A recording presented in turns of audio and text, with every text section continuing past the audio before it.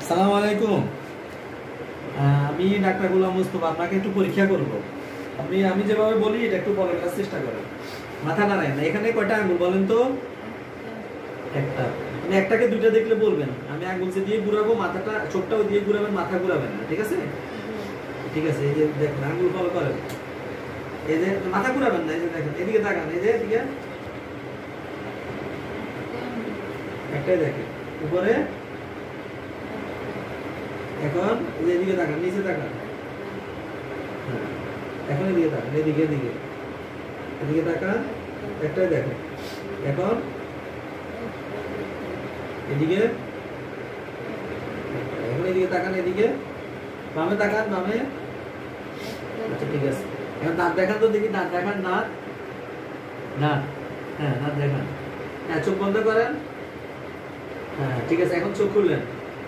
উপরে ছাদের দিকে তাকান তো, উপরে।